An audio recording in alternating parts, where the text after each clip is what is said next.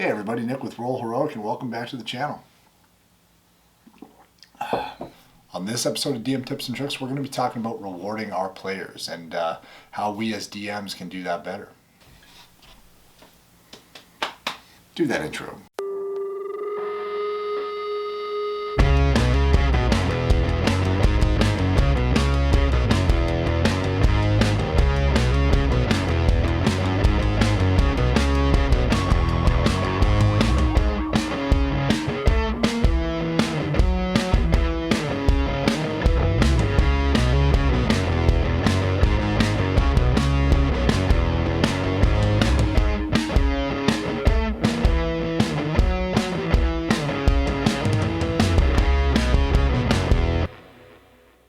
So as DMs, we've all been at that point when we've rewarded our players with gold, with no concern on how they were going to spend it, and with no concern whether or not it was boring for the players.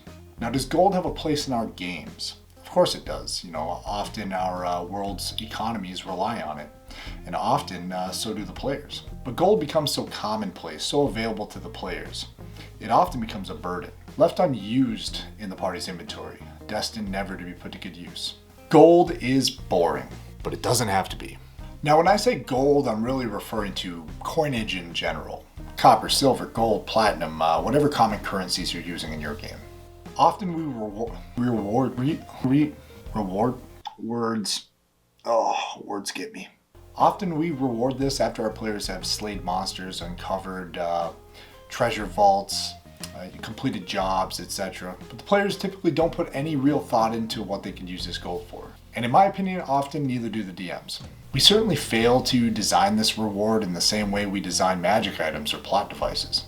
Now, coined currency can be given to players strategically and with some thought. It doesn't only need to amount to a resource to be used by the players to spend precious game time paging through the book in order to find magic items they want. You know what I'm talking about.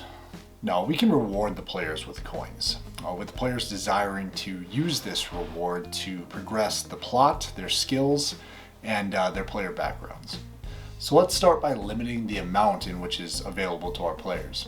Now, this may conflict with the world that your game is taking place in, but go with me here. By controlling the flow of cash, we kind of create a false need for it.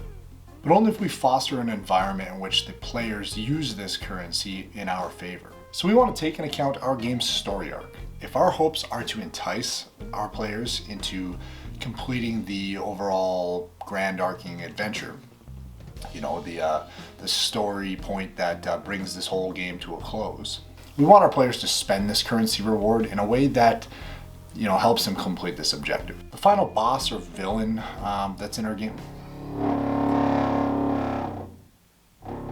The final boss or villain of our games should have some sort of weakness to an item or a spell type that at the beginning of our game the players just don't have access to.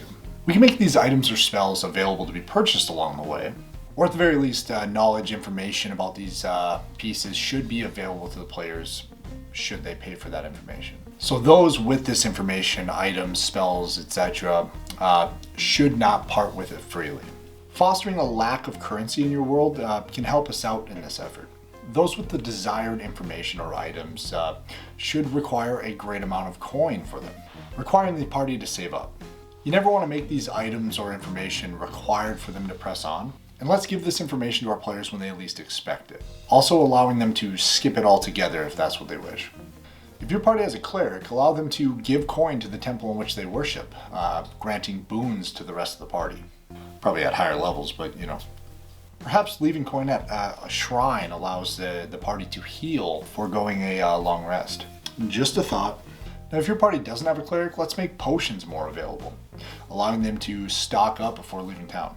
Let's give our players ample opportunity to receive training during downtime, spending that coin to gain levels, skill proficiency, feats, and inspiration. If there is a location that our players desire access to, perhaps there's a cost to admission. If your game takes place in a world rich in magic, perhaps your players can pay coin to travel great distances, using teleportation circles, or maybe even gaining passage on an airship. If it interests you, allow your players to gain access to guilds. gaining benefits such as training, crafting components, spell components in return for a membership fee. Maybe coins can be used as a craftable as well. Bring them silver coins to a smith and pay him in gold to plate that trident in silver. If your players are exploring unfamiliar territory, give them a blank map and allow them to pay local barkeeps to fill it out for them. So there's a lot we could do with gold, wouldn't you say? So what are some other ways to spend them coins? Maybe our players have an unpaid debt to a lord or thieves guild. Spend that gold. Perhaps a ransom needs to be paid to rescue a friend of the party. Spend that gold. Make them guards take coin to look the other way. Spend that gold. Does the local dragon require a yearly payment to not lay waste to the town? Spend that gold. Required payment for the long-term stabling of your herd of magical mounts? Spend that gold. Lost a precious item bound for the lord? Spend that gold. Did your players blow up the inn while crafting a demonic dagger artifact, combining an onyx orb with a vial of quicksilver, and need to pay for repairs? Because mine did. Spend that gold.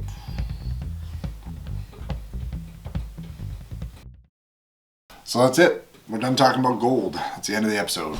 If you liked this video, found it useful, please like, share, and subscribe. Hit the little bell icon to be notified when we put other videos up. But yeah, until next time, bye everybody.